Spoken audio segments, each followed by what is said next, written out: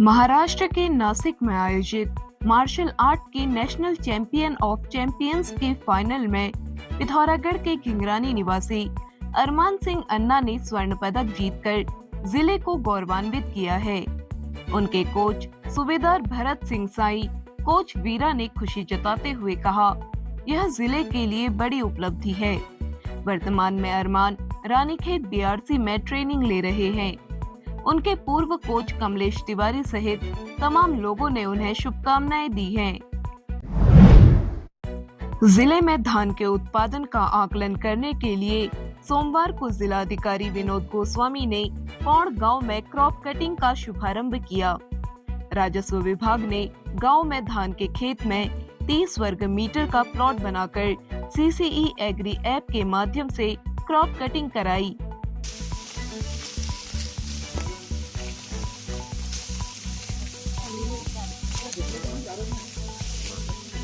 इस दौरान जिलाधिकारी ने किसानों द्वारा बोए गए धान के बीज आदि के बारे में जानकारी ली।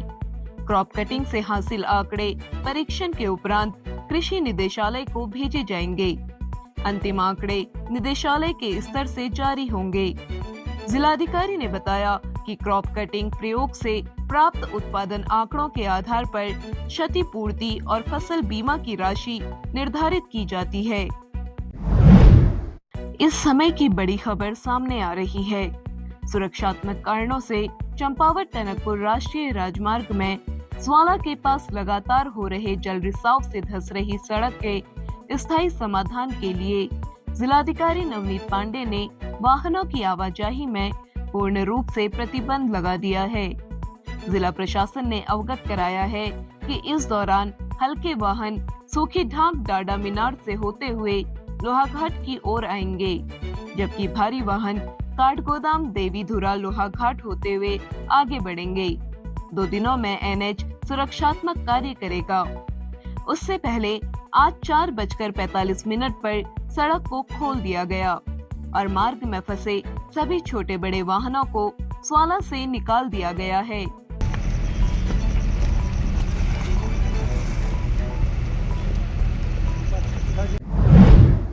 मार्च 2022 में हुई एक महिला की मौत के मामले में न्यायालय ने अभियुक्त को आजीवन कारावास की सजा सुनाई है। जिला शासकीय अधिवक्ता महेंद्र आर्य के मुताबिक मार्च 2022 में एरीगढ़ गड़ाई गंगोली निवासी जोगाराम की पत्नी करिश्मा देवी का शव तालाब में पड़ा हुआ मिला था। मृतका की मां रजूली देवी ने आरोप लगाया था कि परिजनों ने दहेज की मांग को लेकर उसकी हत्या कर शव को तालाब में फेंक दिया था। जांच के बाद मामला न्यायालय के समक्ष प्रस्तुत किया गया। अपर सत्र न्यायाधीश गीता चौहान ने सोमवार को इस मामले से जुड़े सभी पक्षों को सुनने के बाद अभियुक्त जोगाराम को दोषी पाते हुए धारा 304 बी के तहत आजीवन कारावास की सजा सुनाई। जोगाराम को धारा 498 ए के तहत 3 वर्ष के कारावास और 10,000 रुपए अर्थदंड की सजा भी दी गई है। पिथौरागढ़ का पहला आयुर्वेदिक चिकित्सा उपचार एवं पंचकर्म केंद्र सभी जोड़ों के दर्द, गठियाबात, घुटना दर्द, स्लिप डिस्क, सायाटिका, दबी नस, सर्वाइकल, पीठ दर्द, गैस, अनिद्रा, मोटापा आदि हेतु थेरेपी दी जाती है। आज ही सेवा का अवसर दें। श्री शिवाश्रम आयुर्वेदिक सेवा केंद्र, बिंड ब्लॉक, एपीएस तिराहा, पिथौरागढ़। भारत नेपाल सीमा पर एसएसबी की टीम ने एक युवक को संदिग्ध परिस्थितियों में भटकते हुए पकड़ा है। एसएसबी 55वीं वाहिनी के कमांडेंट आशीष कुमार के मुताबिक ध्यान क्षेत्र में पकड़े गए इस युवक ने पूछताछ में अपना नाम सोनू गौतम, उम्र 25 वर्ष, निवासी हरदोई, उत्तर प्रदेश बताया है। वह यहाँ कैसे पहुँचा, इसकी जानकारी अभी नहीं मिली है। क्षेत्रवासियों ने भी युवक को नहीं पहचाना। एसएसबी ने युवक को पुलिस को सौंप दिया है। पुलिस युवक से पूछताछ कर रही है। पिथौरागढ़ में 19वीं सदी के महान अन्वेषक पंडित नैन सिंह रावत के परपौत्र बहू द्रौपदी देवी का 100 वर्ष की आयु में निधन हो गया है। उन्होंने पंडित नैन सिंह की विरासत को सजो साज के साथ आगे बढ़ाया।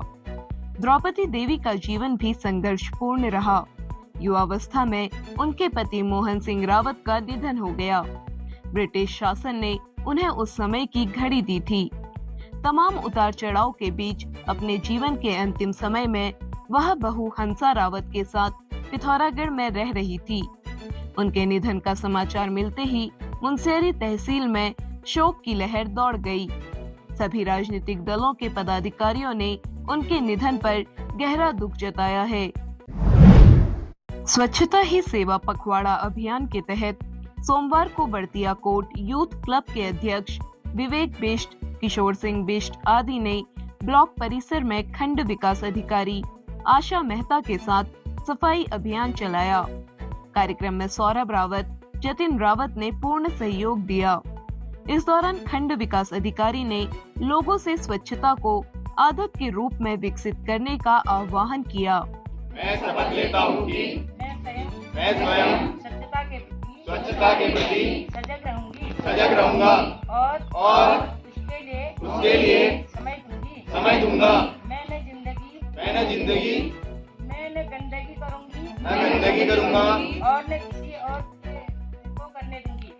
किसी और को करने दूंगा। आज के लिए फिलहाल इतना ही।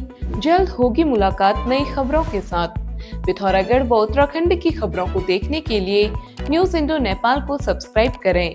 साथ ही न्यूज संबंधी सुझावों के लिए कमेंट करें। NIN, सबसे अलग, सबसे तेज। धन्यवाद।